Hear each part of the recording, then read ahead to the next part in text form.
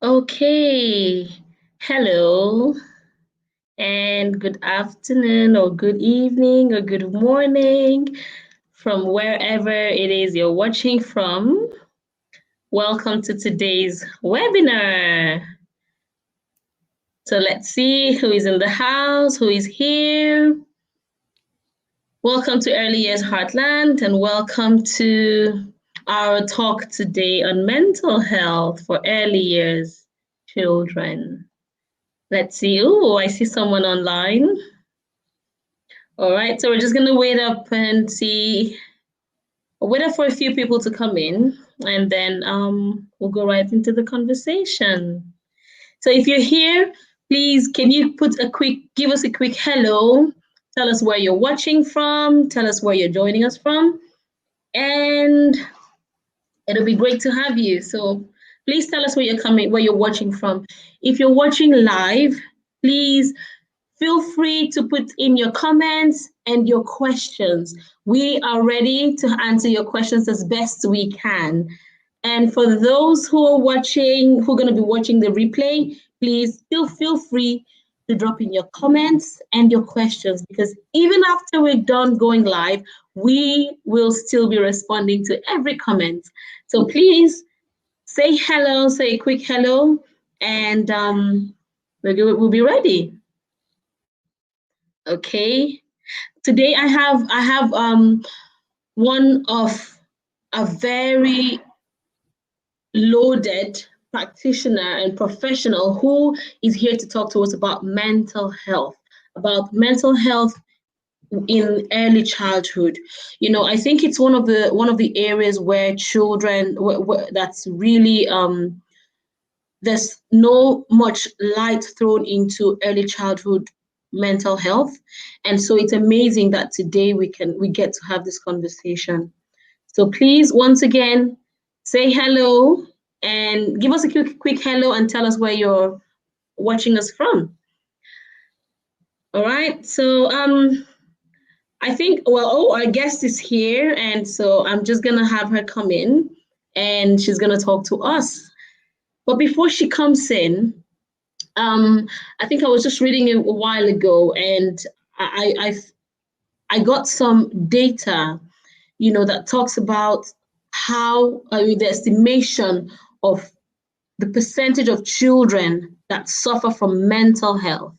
So 20% the world over, about 20% the world over of children suffer from mental health illness. These are not just children who show signs or who show symptoms, but children who have illnesses that are as a result of mental issues. And for me, 20% is a huge percentage. So I think it's really important that we talk about this today. And welcome. I can see a lot of people coming online already. And thank you so much for coming on with us. Please, from wherever you're watching from, can you just give us a quick hello and tell us your name, tell us where you're watching from, and just introduce yourself, and we'll be happy to recognize you. All right, so our guest is here, and I think we'll just go into the conversation because I know that she's loaded. She's got a lot to tell us today. And please share, host a watch party, invite your friends, tag your friends to come on right now because this is going to be lit. It's going to be hot. So thank you so much, everyone, for joining. Right now, I'm going to bring on our host. Her name is Sneha Kukreja. Sneha, can you come on now? You there? Yes, Hi, Sneha. hi.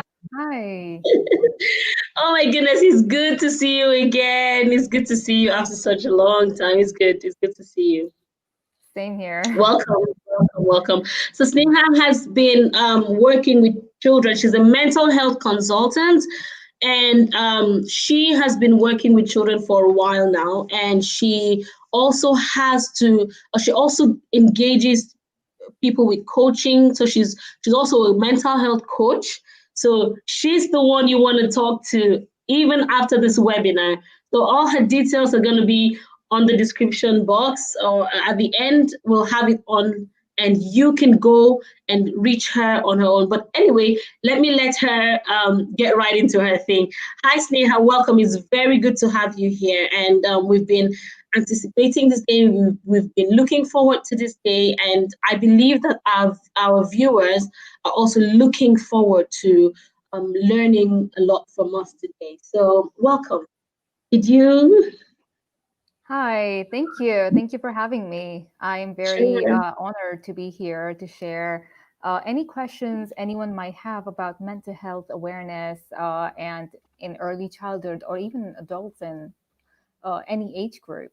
I have experience working with children with special needs and with teenagers as well with special needs or otherwise Hmm. who are struggling with mental health disorders. I have a master's in counseling psychology, and this has been major passion of mine ever since I've been 16 to work with people with mental health disorders. And I can just, connect with people. And I feel today with COVID, rising pandemic in COVID, there's Exactly. a huge rise in mental health disorders, not only in adults or old age, but also in teens and even children. Um, and that's why I'm here today to talk. Well, welcome, welcome, welcome. And it's great to have you here. This is, I think for me, this is a topic that I've always studied on my own. And, I just want to know more about what are my children going through mentally. Like I see them every day, of course, I cater for their physical needs, I cater for their emotional needs, that what I think they need, giving them the love, the care. But then I also want to dig deeper to know what they are going through. How do they feel? How do they think, feel about the environment? What are they going through? Their emotions. How are they able to manage those emotions and feelings and in such a way that um, I'm sure of their mental standing or mental health. So for me, it's something that I've always looked into. But I am aware that there are many out there who probably have no idea that there's anything that that they can do with children in their early Mhm. childhood to cater for that mental health before adulthood. So I think it's a topic that we really need to delve into and I'm hoping that our viewers get great value out there and start to take actionable steps towards catering for their children's mental health. All right, so I think we're just gonna go right into it, and I know there's a lot we have to cover, but Mhm. we'll try to do this under an hour and then we'll see where we go from there. For sure. Okay? Yes. All right, great. So would you want to just give us an overview, of mental health? When we say mental health, what is it? Because for me, what comes to mind is honestly one word: madness. Mhm. And of course it varies, but then what exactly is mental health? So, mental health is basically something that includes our emotional, psychological, and social well being. It's Mhm. basically something that affects how we think, feel, and act. So, when we're mentally healthy, it's basically how it looks like is we're mentally being resilient, we're able to cope with difficult times, we're feeling in Mhm. control and being confident.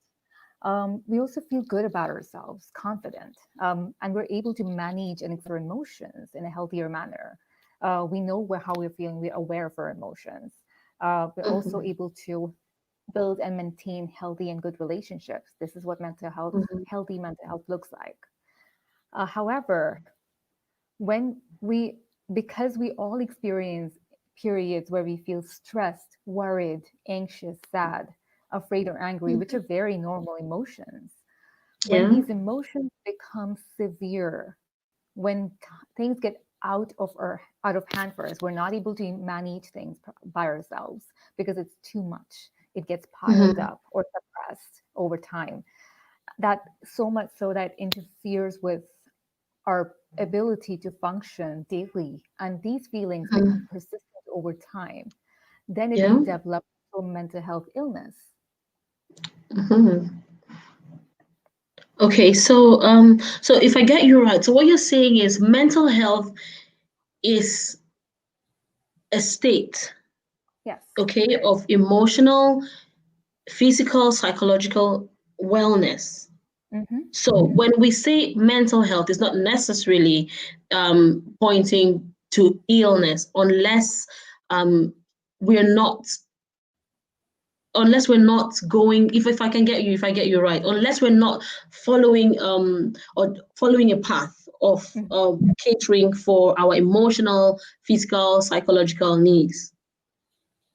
Yeah. Yeah. Okay. Yeah. All right. So but with early childhood now, okay, with early Mm-hmm. childhood, given the fact that children in this age band are just coming into life, they're just getting to know themselves and to understand themselves, identify who they are. Now children in this age band, the early childhood, these are the children of years between the age of 0 to 7. um what is mental health for that? If you could define it and tailor it to the early childhood, can we say mental health is in early childhood? Absolutely. So, yes, sometimes it's very easy for us to feel like, oh, they're children. How can they have mental health issues? Or, they're young. I'm sure they cannot have any. So it's very difficult to even have that thought or to even accept that our children, the young ones, might even be dealing with mental health illness or Mhm. issues. They will be really absolutely needing help with that. So it's difficult to accept that. So first, we need to really accept and understand that everyone, including children, including infants, have mental health illness or issues, and they're dealing with it or they're struggling with it. So when we first accept that, then we're able to see signs. But how do we know, or what do we know what that is, which is your question? Okay. Basically, early childhood mental health is the ability to form close, secure relationship, also known as forming attachments, especially in the first 18 months of their life. Okay. So when a child is born, the child has two needs. First is a need for attachment, which is Okay. contact, connection, and love. Mhm. And without that, the child cannot live, be it a human child or any other animal or any other child. They cannot live without these contact, connection, and love. Okay. So these are the few things. And then second is need for authenticity. Sorry. Need for authenticity. Authenticity. Okay. Mhm. So capacity to know what we feel, to be in touch with our body, to be able Mm. to express who we are and manifest who we are in our activities and relationships. This is what the need for authenticity is. And these are two most important needs a child is born with. Now, what Okay. attachment means is attachment is a secured and lasting bond, which is basically a back and forth interaction the child develops between with their caregivers or parents. Mm-hmm. And based on these lasting bonds, that is back and forth interaction, it acts as a template the child then use from based on that template the rest of the world and the relationships it has with the world. So somehow, Okay. if this attachment and authenticity, these two needs are not given to the child at a very young age in a proper way, the child starts to develop issues, mental health issues develop. So the first Okay. thing we need to give to a child at a young age is a form of beautiful attachment, a give and take, teaching a child a healthy attachment and Mm-hmm. authenticity, teaching a child to be able to be having an authentic, uh, be able to share and express authentic emotions, Mm-hmm. to receive as a parent we can receive those authentic emotions, we can encourage it instead of suppressing it or ignoring it or not acknowledging it. Yeah. So that's basically it. I know you probably want to know what that looks like and how it grows into mental illness. Yes, most definitely. But I can already feel you go on. And yes, most definitely we will. I'm sure you will go into that in detail, as we go on. But Hmm. if I let me just, from everything you said, if I can summarize, you're saying that early childhood mental health can be summed up to two things, Hmm. which is attachment. You mentioned attachment and the need for authenticity. Hmm. So attachment being the connection, the contacts, and the love that they get, Hmm. and Hmm. the need for authenticity to know what they feel, to be in touch with themselves. Hmm. And honestly, these are two. So, for example, when I work with children, these are two aspects that we try as much as possible to cater for. So, the need for the child to feel loved, the need for the child to um, identify and with his or herself, leading to self confidence. So, if I get you right, those are the two things of attachment and authenticity that children need, that defines the mental health of children in their early childhood. Yes. Fantastic. Oh, okay. Thank you. And so, I just want to, from what you said, okay, um, can you tell us what does good, you've mentioned what good mental health looks like now in young children. Yes. How can parents Hmm. who do these, for example, they try as much as possible.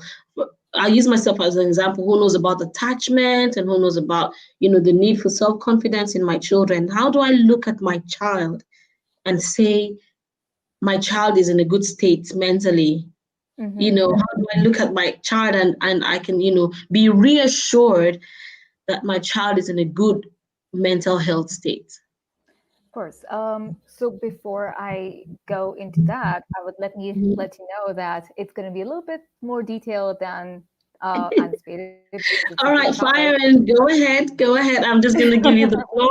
I'm taking notes like I'm actually learning, really. So I'm just going to go back and just have you blow us away. Okay. All right. So, as I was sharing earlier, that we have attachment and authenticity in children. So, the way a good mental health would look like in a young children is that depending on the attachment, we can see if it is secure attachment and healthy or insecure attachment and unhealthy. They will then use that, as I shared, as a template for what they expect from others. So, just for example, if a child experiences secure attachment at home, it would look like this: secure attachment equals to world is safe, I can trust people, and can explore the environment and learn from it. Okay. Additionally, we also have how attachment could also look like is, or the good mental health based on the attachment, how it can look like is the ability to experience, regulate, and express vast array of emotions, which is also another form of healthy attachment. Okay. So for early childhood, what helps them, children at a young age, what helps them feel safe, what helps them feel like they can express themselves emotionally, have that authenticity, is if they can have a feelings vocabulary that helps decrease or prevent challenging behaviors in them. So the problem why children can most cases have challenging behaviors is because they haven't learned to have a feelings vocabulary. They don't know how they're feeling, when they're feeling, where in their body they're feeling something, and how to express that feeling, how to name a feeling, Mm, what they're feeling. So many cases, because today's world, parents, caregivers are so busy, life has gotten so busy, it's difficult to take out time for little ones to teach them the feelings vocabulary. So okay. let's say if you have words to express how they're feeling, they're more likely to, if these kids have words to express how they are feeling, they're more likely able to regulate their behaviors and their emotions. Hmm. So emotional awareness is connecting what they are feeling in their bodies with what they are experiencing. That's how emotional awareness is, connecting Okay. what's feeling in their bodies with what they're actually experiencing. So that's the Mm. first thing you need to do in order to regulate their emotions, plus have an ability to explore the environment and learn, Mm-hmm. which Uh, includes okay. having a healthy play plus learn kind of a rapport. So I this is how see. we can Okay. notice the signs of if the child is mentally sound or healthy. Okay. So I've actually been taking down like notes as you speak. So what you're saying is that when I can observe my child, that my child is able to play well, is able Hmm. to express his or herself or his or her feelings, Hmm. or able to connect his feelings with his the expressions of his emotions, Hmm. then I can say that my child is mentally sound. Or when can I say that when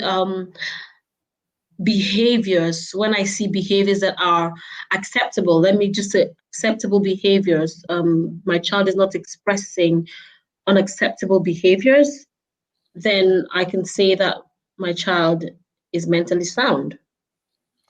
So what you said, the first thing, Mm-hmm. that seems more closer to what I shared. Plus, Okay. along with that, um, it is, how they can regulate, learning to regulate their emotions. So if even if the Mhm. child is experiencing unacceptable behaviors, Yeah. something that the society might deem unacceptable, Mm-hmm. uh, we as caregivers and parents can teach them how to regulate those emotions Okay. or regulate how they're feeling. First thing, how that can be done is by teaching them feelings vocabulary Mm-hmm. to have them aware of the Okay. feelings, what you're feeling. So one example of how you can teach them is, let's say for a child is expressing out, let's say a rage or throwing tantrum, and maybe going out down to their eye level and telling them, okay, I understand you're feeling angry right now about this. What can I do to help you out through this? What can I do Mm-hmm. for you? I understand this is really scary. What can I do for you? How can I help you better to feel better? So at least they know that this is what they're feeling and they can ask for help. Okay. All right. So, well, I totally get you. Get helping them to be able to regulate their feelings and emotions. That is what we should be looking out for, looking at working with our children in order to get them stable mentally. Hmm. Yeah. Great. Okay. So, I'm gonna move on to the next question. You said a couple of things, or you said a number of things here, which I've just been taking down because Hmm. my next question was just gonna say be how do children express mental disorders? Children in their early years, Hmm. so if you look at your child and you say, how can I as a caregiver or as a parent um identify those, what are those telltale signs, that I see in my child, um that makes me, oh, okay, I need to do something. This child may be unstable mentally. What are those telltale signs? I know you mentioned a couple. You mentioned like behavior, you mentioned anger. Can you give us a little bit, can you throw a little bit more light into that? So from um, what I've learned so far from my observation, most of the time it shows up. Um, so let's say a child, for example, if because I told you about secure attachment, right? But I haven't shared what insecure attachment looks like. And insecure attachment looks like world is not safe. I can't Hmm. trust people, unable to explore and learn in their environment. So, keeping that in mind, if you see a child experiencing difficulty connecting with or trusting their environment or peers their age, it is definitely one of the signs of mental health issue that needs to be Hmm. seen or dealt with because a child wants to be seen. The reason why children often have um, mental health disorders is because they haven't been seen, or their needs haven't been acknowledged. They haven't been acknowledged the way they wanted to be. They didn't get seen the way they wanted to. So you'll see a lot of ways that you see the telltale signs show up. Is one of them is not feeling safe. The child's not feeling safe. So that's why it's not being able to open up, or throwing tantrums more often than usual, or it developing into ADHD. So symptoms of ADHD might develop, but actually they're not having ADHD, but they're having showing symptoms of ADHD, and that is only because the child is not knowing how to express themselves, and they So, need to be seen. okay. By Well, ADHD, I mean like hyperactivity symptoms. That's what I meant. okay. It's not exactly a diagnosis. So that could be some of the signs. Yeah, go on. Okay, it's nice that you mentioned here that that it's not a diagnosis, okay? Because I know that we can be thrown into panic when we see children with and we children who are hyperactive, and I know it's easy to label, okay? It's very easy to label children and to say, oh, okay, he or she has ADHD and is autistic and all that. But then being able to understand that that's not the behavior and all that is not a diagnosis. It's important that you mentioned that, and thank you so much, because I know that as parents we can worry. We Yes. can worry, and as practitioners who truly love the children they work with, we can worry. So what's then the next step? For example, you have a child, like you mentioned, who is hyperactive and Mhm. all of that. um how do we go on from there? So the first thing I would like to share is, um, let's say, for example, a child is suddenly being hyper, and it's not their usual sign, or that's not their usual personality. They're just suddenly being hyper. They're suddenly going inwards, going into the shell. And these are like some of the signs that you can see. Now, first of all, check in with your own home environment. Check in with your own mental health. How am I as a parent feeling? How Hmm. as my husband as feeling as a parent, or wife as a parent feeling? Maybe if you have nannies and they're going through something. So because children at that age, the young age, are very sensitive to the home environment, the environment they grew up in. And they, just like the adults can get affected by stressors of life, children Mhm. too can pick up on the stressors of parents and their daily life. Let's say, for example, a parent has lost a job, or salary has gone down, because with these times it is happening. Um, so there will be increased stress in the house, and children can definitely feel it. They can sense it, Yeah. and they can feel the extreme stress in the house, which affects their brain, because they're not getting the love. They're not feeling that the environment they're growing up in is feels safe, because the parents are stressing. So when the children don't feel safe, it converts into some or the other form of mental illness, because the Mental brain is health. getting affected. And slowly Mhm. it could develop into either anxiety issues, or depression, Mhm. or it could be combination of physical and mental health issue, like IBS syndrome plus anxiety, or Certainly. IBS and something else. Or it could be something like psychosomatic issues, wanting to get attention from parents. Oh, parents, yeah. So it could be developed in any ways. Now, if you see anything, so first, if you see anything in your child, first check in with yourself. How am I feeling? Mhm. When your mental health as a parent is okay, then your child will start to calm down. But if it's not, then check in with yourself and see if you can get some help for yourself, and also help your child as the next step. So, of course, child also needs help, but first we need to check in with ourselves if we need help. That's affecting the child too. Yeah. So then, Wow. yeah. In fact, okay. So I'm just listening to you, and I was thinking and planning and working on mental health awareness in early childhood. But it's nice that you bring it back to us as adults and parents and caregivers, because children have a way of feeding off this I can say from experience, of feeding off our emotions and feeding off our actions, and they're very, very good at at imitating and and copying and seeing how we express ourselves and how we um, address certain issues, So I think this is very important that you mentioned it. So in caring for our children's mental health, um, we need to care for our own mental health as well.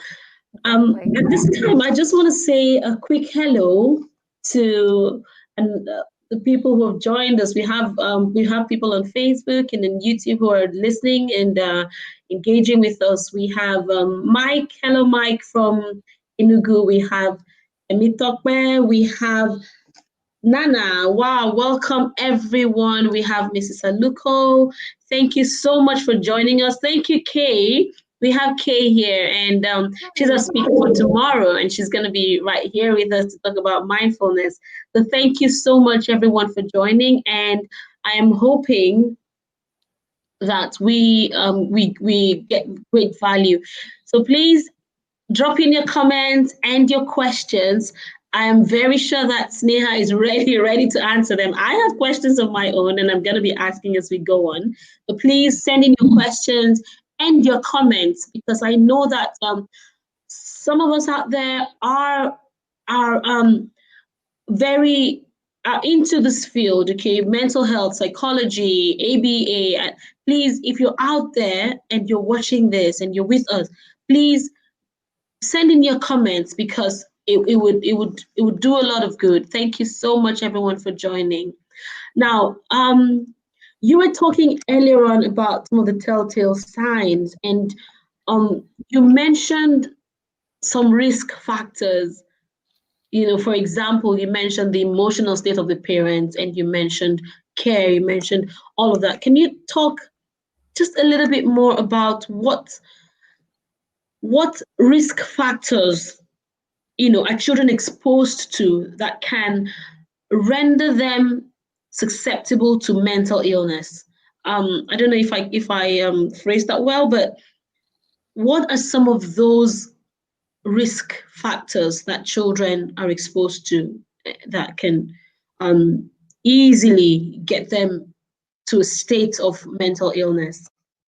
hmm So I will share something that I've observed and worked with, and from my own workplace. But before I do that, there are circumstances associated with family stress, such as persistent either lack of money or loss of job, reduction in salary, or any of those may elevate this risk of serious mental problems in children because they're living in that environment, that stressful environment with the family. And then young children who experience recurrent abuse or chronic neglect, or parents, a father being abusive to his wife, or anyways, any kind of abuse, physical, emotional abuse, anything can affect a child. Domestic violence, just like I said right now, or parental mental health, substance abuse problems are all something that can make a child feel vulnerable. So if Hmm. a child is being raised in an environment where parents are experiencing high amount of stress, it can lead to a child's brain architecture being damaged or slowed down, which leads to emergence of mental health problems, either immediately or gradually over the years. So that is why Hmm. sometimes we see many teenagers experiencing eating disorders or depression or schizophrenia or any other Hmm. bipolar. So those are basically things that are developing over year, gradually becoming symptoms and coming together as symptoms over time and then showing up during the teen years. So those are some of the risk factors. Now, something from my own personal experience when I used to work as a special ed teacher was we did see some cases where parents used to have issues in their house and the child next day morning would come feeling affected by it, even though they were special needs. Hmm. If the parents had fight the previous night, the child would experience a lot of stress and lash out in class. In the class. Mhm. So this is how a child can feel affected by it. Okay.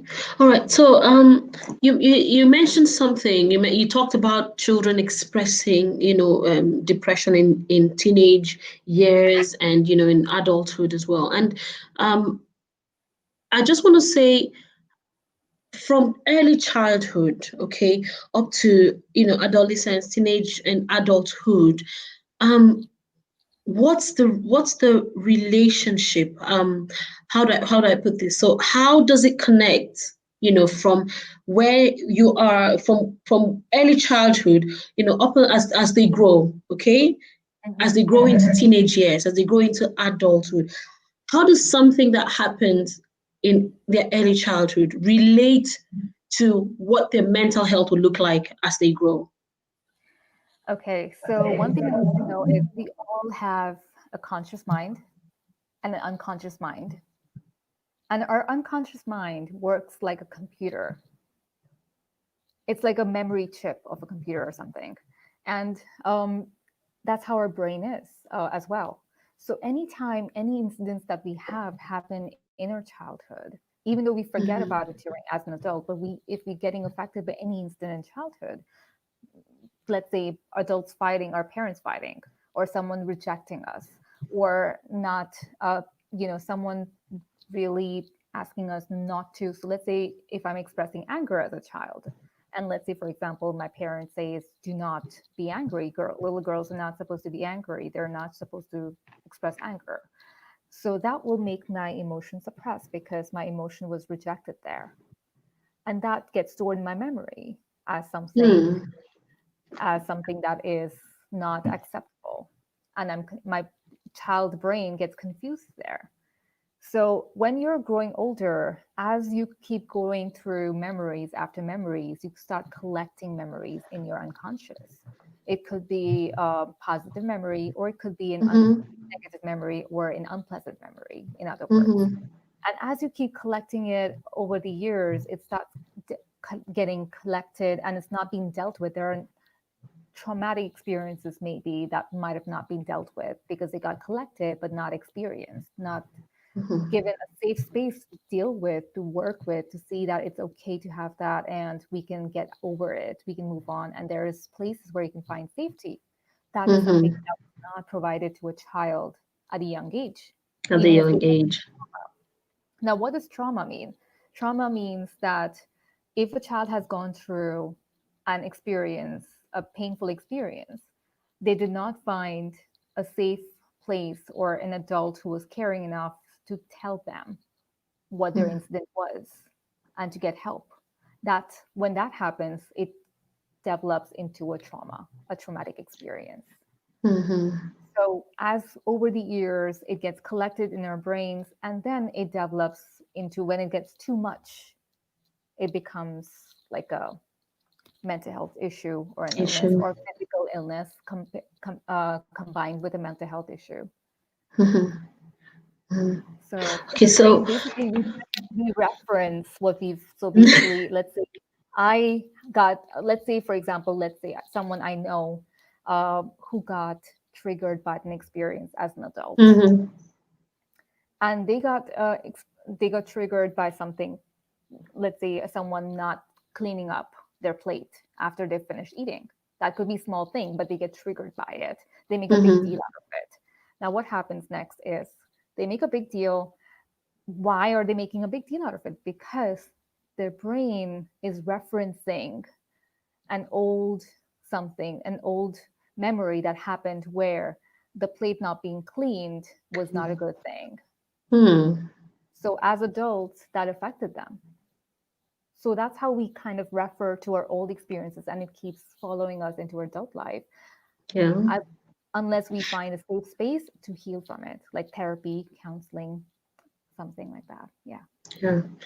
Wow. Okay. So, as you're saying, as you were talking, I'm just remembering, that the science of childhood of child development shows that the foundation of sound mental health is built early in life. So, Yeah. which just ties into everything you've been saying. You've talked about attachment. You've talked about love. You've talked about the need for authenticity, and so all this is just wrapped around children's relationships.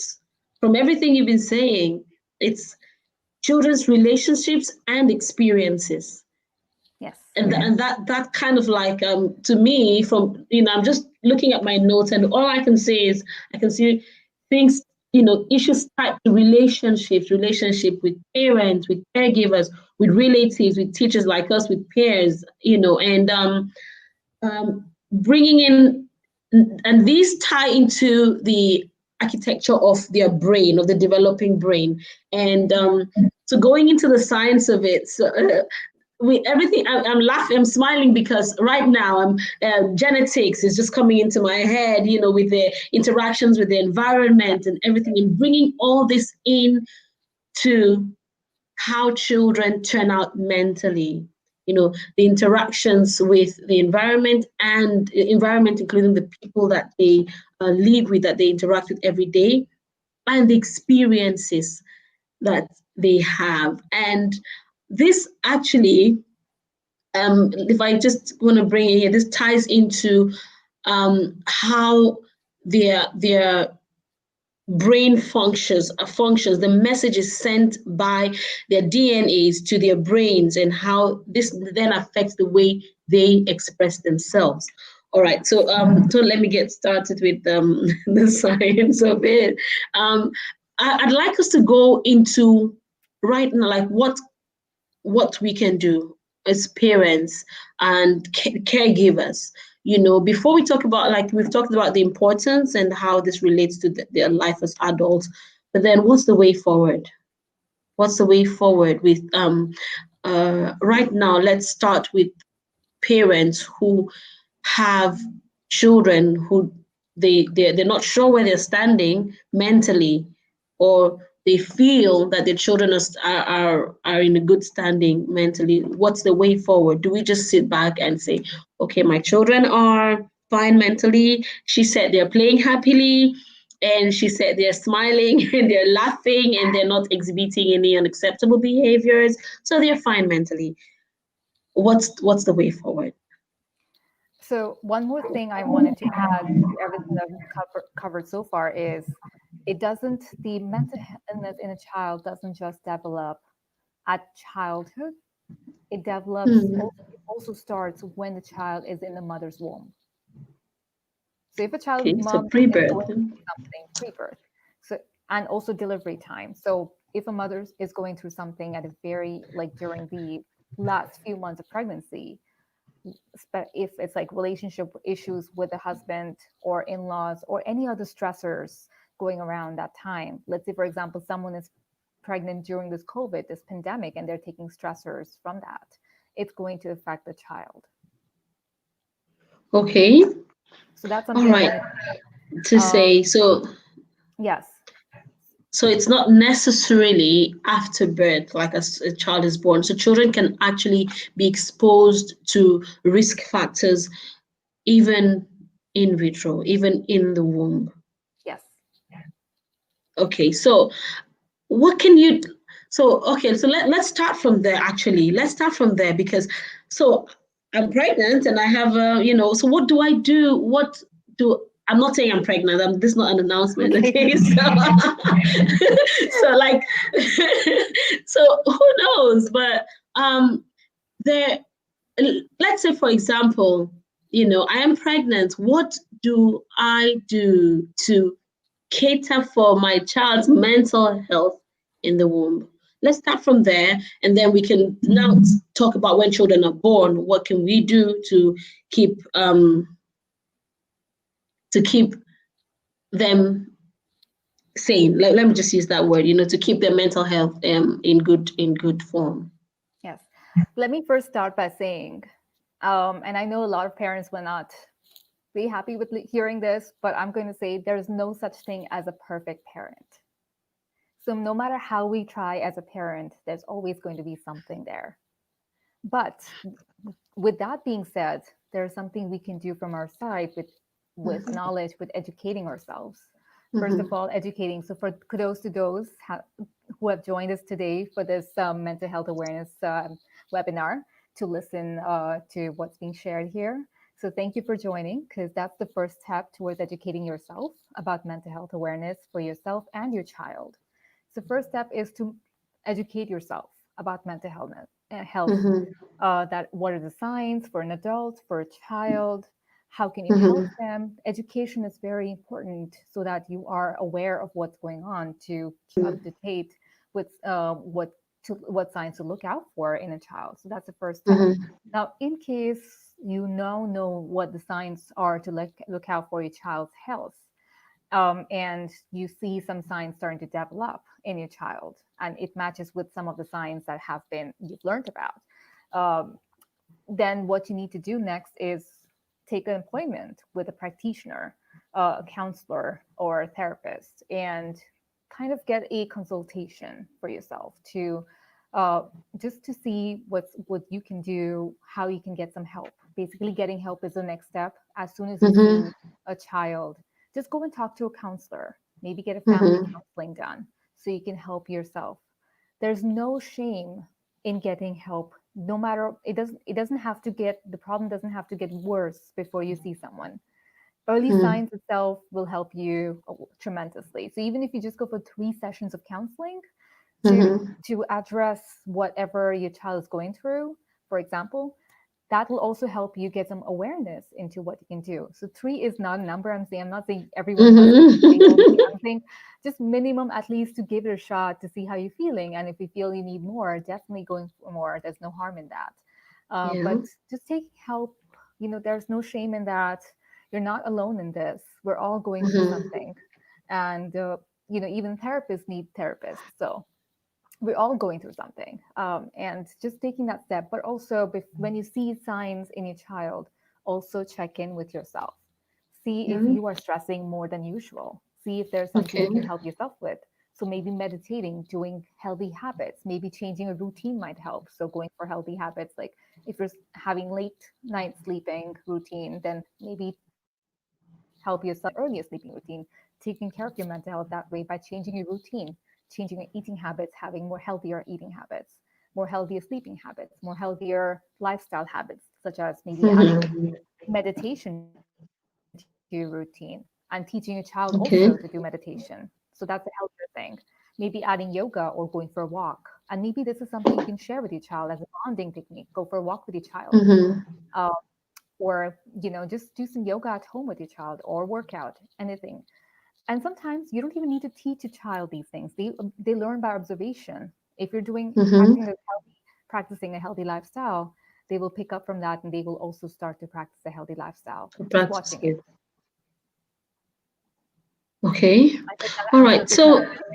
So, yeah. I'm actually looking at. We were having lots of comments from our viewers, and it will. I think. Sorry. Let me do this. Okay, so we're having lots of view comments from our viewers, and I think at this time I'd really like to share them. And have everyone. Since everyone is contributing, I'd like to just bring that up here. And so welcome again to those who are just joining us. Please feel free to send in your hellos and your comments and your questions. And even if we cannot cover all the questions here, of course, we will definitely go back and respond to you individually. But thank you so much for making it here. It means a lot to see that a lot of people are out there seeking knowledge as parents and wanting to know more on how to cater for their children's mental health. And I think it's just first step is in knowing, step is in awareness and seeking knowledge, and then we can take it on from there. So thank you everyone for making it here today. We have so I'm just going to show up a few of the comments before we go back. So we have Mr. Mike joining us here from Enugu, Nigeria. Thank you so much for coming, for being here with us from the beginning. Thank you so much. We have Tokpe, and Tokpe is saying, so she has a comment here, and Oh, she says, "Hi Sneha, hi Ifyok. Mental health is really key, and for children who may not know how to express their feelings or emotions, I think that's really important. we have to start at an early age to give a name to the emotions of our children. And I think you mentioned earlier here, when you talked about identifying those emotions and helping children to understand what it is they're going through and how to regulate, those emotions. So thank you so much, Tokwe, for your comment. And Thank okay, you. yeah, okay. So she says here in Montessori, this pre-birth is termed the spiritual embryo. Wow. Yes, okay. As a matter of fact, so okay, I was really just holding myself back from just talking a lot about that aspect. But then so let me just say a little bit about that, just for the sake of some people who are here and may want to know a little bit about the spiritual embryo. It's Montessori identified that there are two embryonic periods in humans, and the first is the prenatal, and then the second is the postpartum. Now, what happens is every individual is different and has a unique being. Is a unique being and has a unique soul. Now, the child being born with that unique spirit has a unique personality. Now, for the development of the spiritual embryo, there's a need for an external environment, which is supported by what you mentioned earlier, attachment. So, for the spiritual embryo to develop, there's that need for it to be influenced by the external, which is the external environment of love, of attachment, like you mentioned here, connection, Yes. contact. Hmm. And this helps also and supports the development of the physical embryo when the child is being born. So there's that connection. And so what the adult needs to do, okay, is to how do I put this? To respect that spiritual embryo Yes. and understand that this embryo has needs.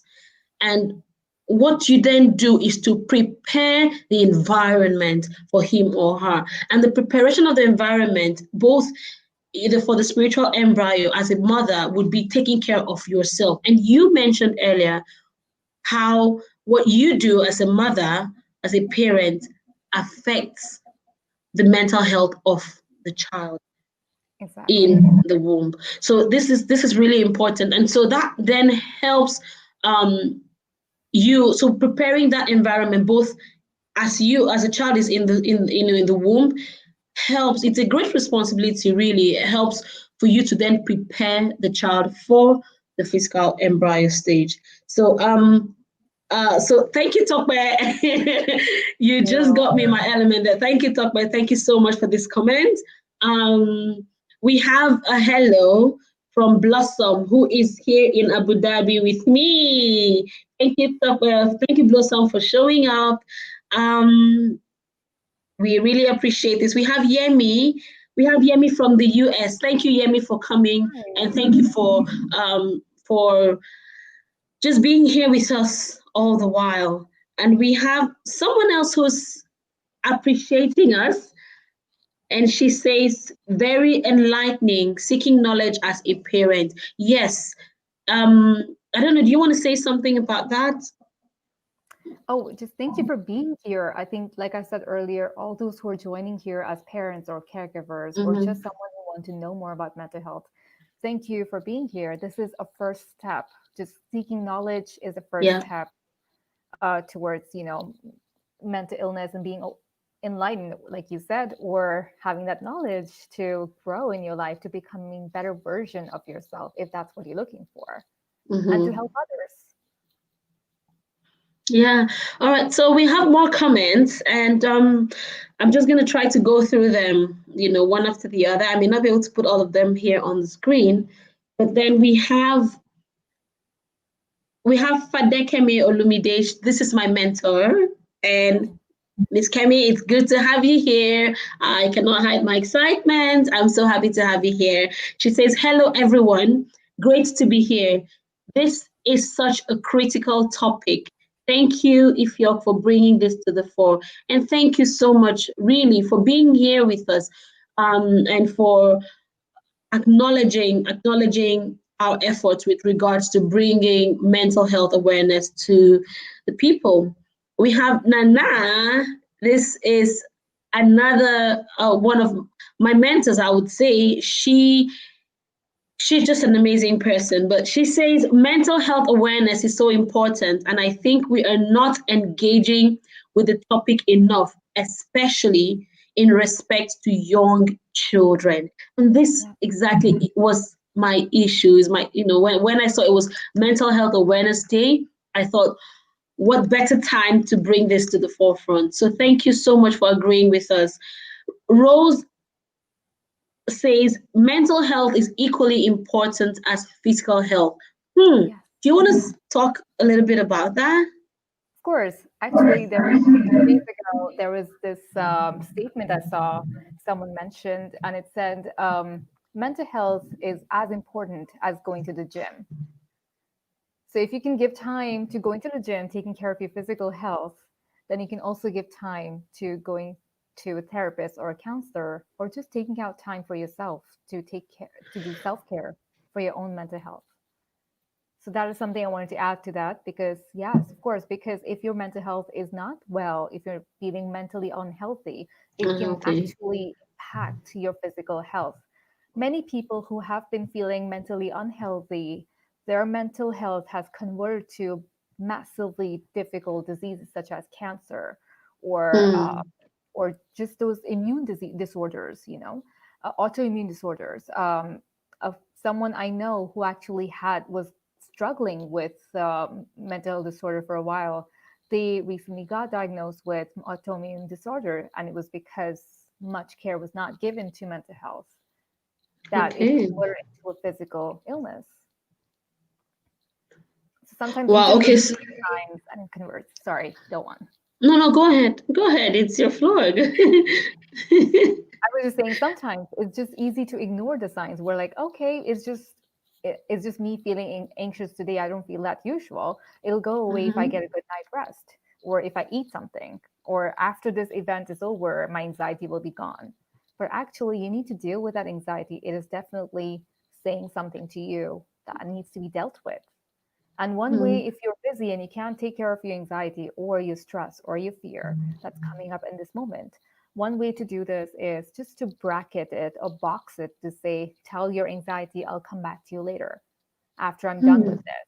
And then you definitely Oh. need to go back to it later, so that, because if you don't, it'll actually come back to you massively. So definitely deal with your anxiety as you promised it, or your fear as you promised it. It'll Hmm. go away temporarily once you tell them, I'm boxing you for now, come back later, I'll deal with you later, or don't come back, I'll deal with you later, something. So you just communicate with your own emotions or what you're feeling and tell them, Mm-hmm. I'm busy now, Oh. I'll deal with you later, and it will actually, it works. Wow. Honestly, this is something I maybe heard it a little bit, but never really taken it into book. Like communicating with my feelings and with my emotions, communicating with my anger to tell my anger, okay, look, just be boxed here. I'll put it somewhere and then I'll come back to it later. I do not communicate with it, but maybe I do that. I could just say, all right, I feel upset right now. I'll think about it later. But like actually communicating with that feeling is not Yes. something I have considered, I would say. So I'm learning. I've learned something. I've learned a lot here today, and Yeah, and even this I'm is something, hoping. sorry, just wanted to add real quick. This is something we can teach our young ones, talking, Yeah, communicating with most your emotions, definitely. and that really help them. Okay, sorry, I was just putting down some notes. I don't forget. No, but really, I'm getting great value here because this one I'm gonna take with me, and I'm going to start communicating with my feelings or my emotions, and then I'll see how I fare with that, and then start to teach it to my children. I want to believe that everyone out there is getting some form of value here. So please, if you're there and you're getting value, can you just type it in the comment section, value, value, value, value, value, or type in some comments, to show that you're getting something from this. I just want to see the comments go value, value, value, value, value, and that would mean a lot to us. And so I'll just go back right back to the comments because we still have a few here. Mm-hmm. So Nana says that she totally agrees with attachment, and she totally agrees that attachment and authenticity are vital to a child's sense of ownership and confidence. I think this was one of the first few points you mentioned when we started earlier on. And she says she's asking a question now, and she's asking, how about environmental contingencies, even when a child has been exposed to healthy attachment experiences? So even though uh, the child has been exposed to healthy attachment experiences, sometimes Mm-hmm. the environment can go together with authenticity. So checking in with how authentic is a child's environment. How authentic are people in a child's environment? Because children learn from observation too. So even if Mm-hmm. the healthy attachment is given, sometimes we also need to check in with ourselves. How authentic are we as adults in dealing with our emotions and expressing them, being okay with our emotions? Because children learn from that too. Hmm. So authenticity in expressing emotions, authenticity, giving the child the authentic experience of expressing and being okay with their emotions. That anger is Mm-hmm. okay. It's here to teach us something and we'll deal with it. Mm-hmm. We'll move on. It's okay to be Okay. scared. It's okay. We'll move on. So if you're afraid of being afraid, if you're afraid of showing that you're scared to your child because the child will see you differently, then the child Mm-hmm. will pick up on that and they might learn that, okay, it's not okay to show that I'm scared. I should keep it to myself. Okay, so I still want to look. I'm going back to her question. Where she talked about environmental contingencies. Hmm. What could these be? What could Um, some of these environmental contingencies be? That would then affect the attachment experiences. If you can just throw a little bit more light on that. Like, I want to know. So. yeah, of course, absolutely. So let's say a child is growing up in an environment Mm-hmm. where the child is experiencing a lot of love from family, from adults, from parents. So caregivers, it's amazing. However, when the child steps out into the world, they're expecting the same thing. They're expecting the Mm. same kind of attachment. They're expecting the same kind of love that they received at home. And they're expecting all of that, but they're not receiving it at school, maybe. Maybe a child is bullying them. Maybe they're not receiving same kind of friendship from the people. I mean, they're not getting friends from those people they want seeking friendship from. Mm-hmm. Mm-hmm. Either ways, the environment can actually affect us too. So was that the word contingencies that she was using? Mm-hmm. Okay, so that's basically what I'm trying to say here. Um, Sometimes we cannot really predict what happens in the future. Is that what she's asking? Yeah. Uh, and it's just that children, we never know with the environment. The only thing is we need to teach tools to children. So whatever environment the child goes into, if we teach the child in the early attachment, in the early Mm-hmm. with the early attachment and authenticity, give them everything. Along with that, also give them tools Mm-hmm. about how to regulate their emotions if they are Mm-hmm. in an environment that does not provide them safety. How can they Yeah. create a safety for themselves? For example, COVID-19, that's an Exactly. environmental contingency. So I just Exactly. wanted you to throw a little bit more light into that. There's a lot going on around different people, and so Exactly. So giving tools, COVID-19 is one. It's yeah, you yeah, for know. sure. So also the child will learn from how the parents are interacting with this environment of COVID, of the pandemic. They'll observe that, okay, my parents are stressed out, so this is something to be afraid of. But Yeah. how are my parents dealing with the stress? Because that's what I'm going to learn from, because parents are the first teacher the child has Mm-hmm. into this world.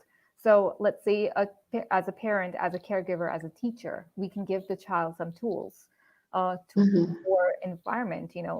Changing environment. We don't know what tomorrow holds for us, given the Mm-hmm. pandemic. We don't know what it's like. So giving them tools Mm-hmm. of how to regulate emotions. So if the child is like 5 years old, maybe giving them one of these bubble bottles, Mm-hmm. these with glitters, Calming bottles, yeah. calming bottles, just telling them, okay, as the glitter settles down to the water Mm-hmm. bottle, I will also start to calm down. So taking a breaths in, so giving them resources such as those to regulate their emotion, to help themselves. So even if people around the world are stressed, it's okay to be stressed. But first of all, we need to know that we are stressed. And then Yeah. what are we going to do about the stress? Well, let's help ourselves. Let's do some meditation. Maybe let's do some calming bottles. Let's Mm-hmm. do some breathing. Just breathe slow and deep to see, or count backwards from 10 to 1, whatever helps Okay. them, maybe drinking water. So giving resources that helps the child in that moment in a healthier way. And Okay. that will help them regulate better. And later on, they'll feel, okay, I know what to do now. There is stress. It's okay to be Yeah. stressed when they're growing up. This is how they interact with stress. I am stressed. I know I'm stressed. And I know what to do about it now. I'm Mm-hmm. acknowledging my stress right now. And I know what I can do. Yeah. So All this right. is what, So I hope that this answers your question, and I hope that you've gotten great information about what you were, about the question.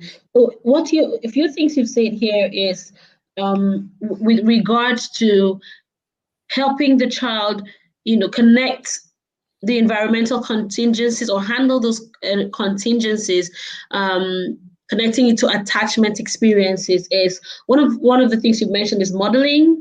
mhm, How parents can model the behavior that they want to see in their child, and also providing the child with resources and tools to self-regulate.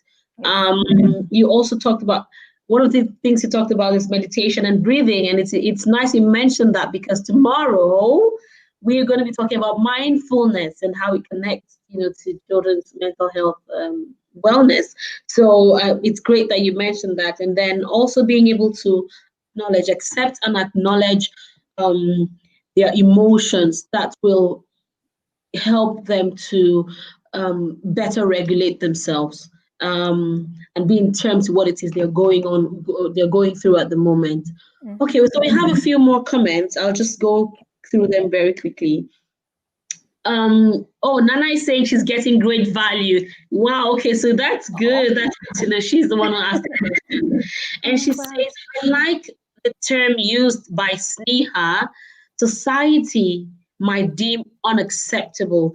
When you talked, I think this is when you talked about the behaviors of children that society Mhm. may see or deem unacceptable. So she said she liked the term you used there. The dynamics of human behavior should make us a bit more flexible and be in tune with the children within our spaces. Thank you, Nana, for that comment. Thank She's you. saying again, Sneha, she said Sneha, I think it's another question. Oh, okay. Yeah, it's another question. So she says, are childhood challenging experiences made worse as they grow Hmm. because of neural plasticity and synapses? So these are occurrences in the brain. So she's asking if they are made worse as they grow. For is she asking this question as a person who was a child, or is she asking for in general for children? I think she's asking in general. She said, are childhood challenging experiences made worse? Does it worsen for children as they grow because of neural plasticity and Hmm. synapses? That's true. So Yes, she's they do. So they there, sorry? yeah, sorry, go on, please. Yes, please go ahead. Okay, so from what I'm gathering, her question is that does the neuroplasticity, does the brain degeneration or damaging of the brain causing mental illness get worse with age? Is that what she's asking? Yes, she says with age, yes, as the Yes. children as the children age, as they grow. Hmm. And yes, it does get worse with age if care is not taken. But Hmm. if we, of course, like we said, recognizing early signs and doing something about it, because Mm-hmm. even if our brain is, like I said earlier, that the brain Mm-hmm. gets damaged or slowed due to toxic environment of high stresses, and that leads us to have mental health issues or illnesses.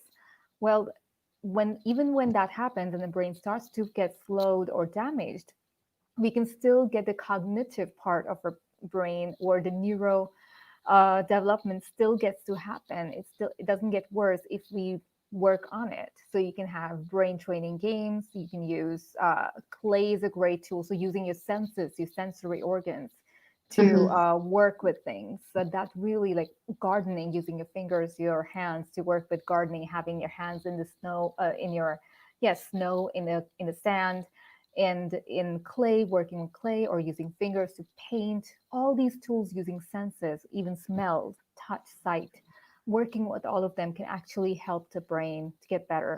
Also, working on happy hormones, so mood boosters. So having right food that helps boost mood, so nuts and air, right kind of proteins, right kind of environment. So taking care of the child, providing counseling services besides doing all of this, plus meditating, yoga, doing all these kind of self-care routines can really help. Taking steps into that can really help a child get back into that, and it can stop that worsening of brain degeneration or slowing down.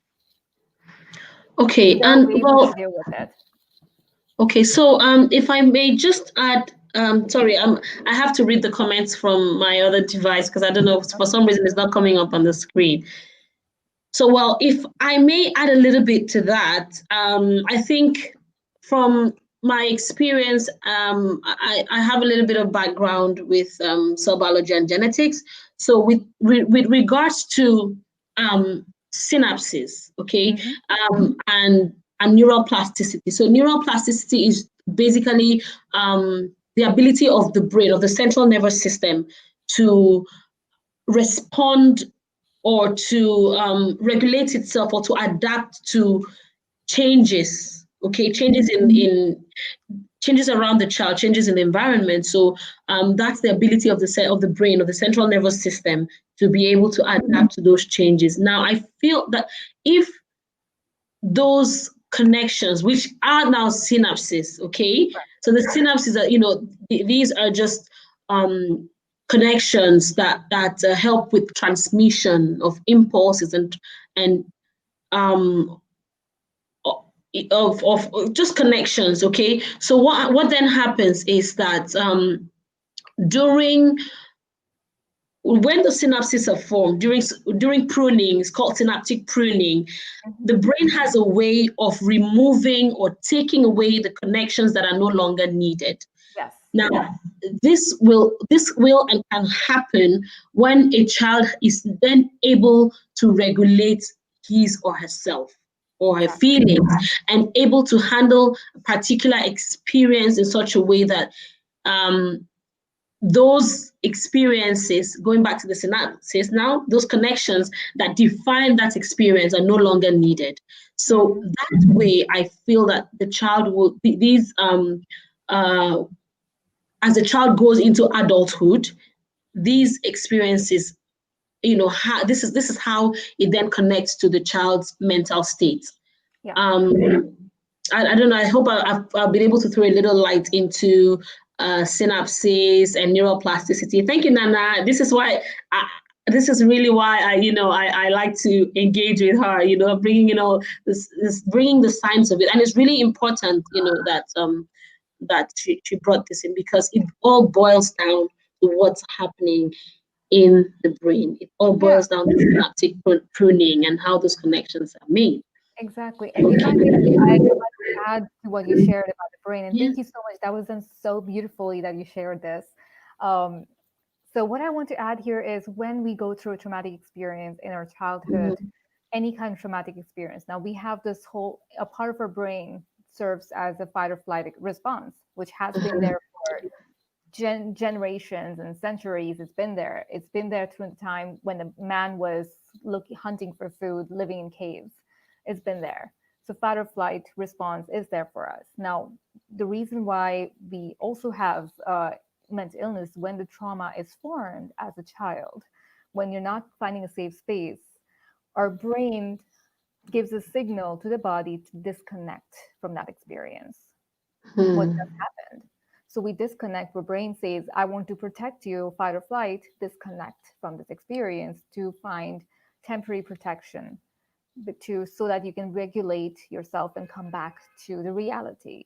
Now, Mm-hmm. that is a temporary response the brain sends. However, because it's not, the child does not find safe space at that time, and is not able to deal with it, doesn't have proper resources to deal with that experience of trauma, um, it basically carries on into the adult life. Mm-hmm. And that's why the situations or issues such as addictions or other mental health illnesses such as schizophrenia, this depression, anxiety, bipolar, any of those form because of that.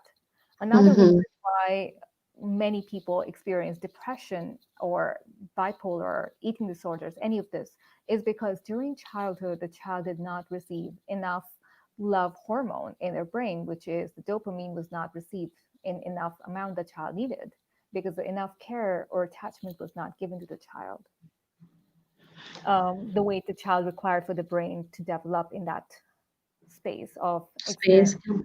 to feel to receive enough dopamine in the brain. Mm-hmm.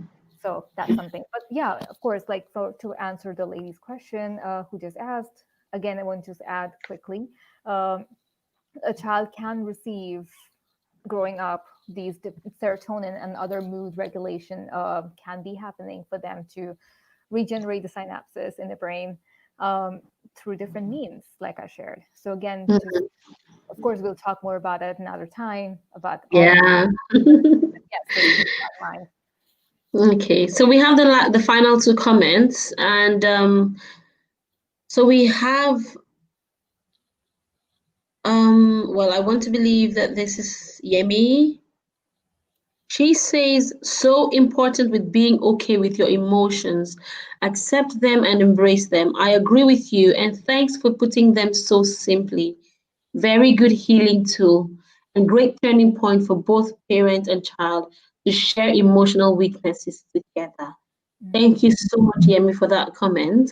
And Tokwe says environmental contingencies may be the situation of Boko Haram. That's a situation going on in Nigeria and war, the different wars going on, the fights going on around us, in many parts of the world. And so really there's a lot we can mention with regards to environmental contingencies. But I think right now what everyone the world over is facing is COVID-19 and how that affects the children. So that's one environmental contingency that as parents we need to come back to, and look at and say, how is this affecting us and how is it affecting our children? And I think it's really important to engage your child, especially if your child is not the type that actually expresses himself easily. It's important that you go to your child and inquire and ask, how are you doing? I think that that would go, a long way in addressing some of the issues that children may be facing mentally. So thank you so much, Tokwe, for your comment. And I'll just read the last one we have right now. Um, Nana says again, she's the one who asked the question earlier. She says, Sneha, thank you for addressing the question on environmental contingencies. I felt it was important for the viewers to get an idea of how these can affect children for sure. and how we can teach them self-regulation strategies. Thank you. So Thank thank you, you so much. Nana. And she says we are getting great value. We have Topper saying value, value, value. We have a number of people saying value. Thank you. We appreciate you so much for staying on this long. It's a little over, it's not a little, it's 80 minutes, 18 minutes over 1 hour. And Yes. I know we could go on and on and on and on. There's so much. But one thing I can promise is that we'll be back again with this topic. Yeah. Tomorrow we will be having our conversation on one of the aspects you mentioned here, one of the tools for addressing mental health issues with children or for catering for that need is meditation. Is you mentioned meditation and breathing and mindfulness. And so tomorrow we have a mindfulness coach and consultant, and she works particularly with the early years. So she works particularly with the early years. So we have Wonderful. someone who is into the business of mindfulness in early childhood, and she's going to be here speaking with us tomorrow. So for everyone who's watching, thank you for being here and for staying on for so long.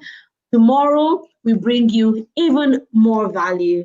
So I don't know. Would you want to say a few words to our guests, to our viewers before we say goodbye? We say our goodbyes. Of course. Thank you, everyone, for joining us today. I know it's a little overtime, but thank you for being patient and staying with us. Yeah, I really value everyone's presence here with us and just giving your time and energy to take, just to learn and educate yourself about mental health.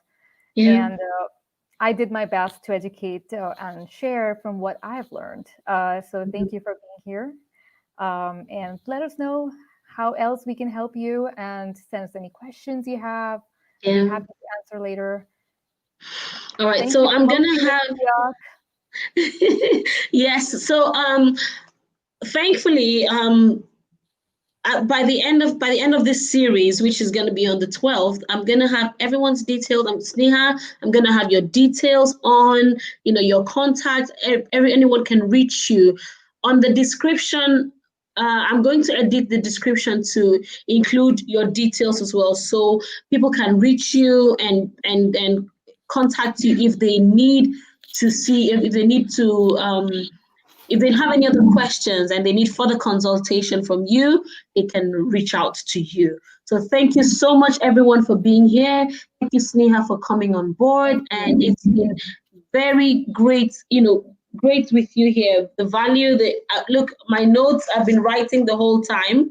And I have some actionable steps that I'm going to take to implement at home with my children, particularly be communicating with your emotions. That's going to be the new thing now. And like I'm going to say, my anger, I know, I'm just going to put it in a box and put it somewhere. So thank you, everyone, for being here. We will convene again tomorrow at 5 o'clock UAE time, and please check your time zones. It will be great to have you on here, everyone. Thank you, Sneha. Thank you, And Dion. I don't want to say goodbye, but I have to right now. So thank you very much. Thank you, Thank you. Shukran. And we'll see you again tomorrow. All right. So bye, Bye. everyone.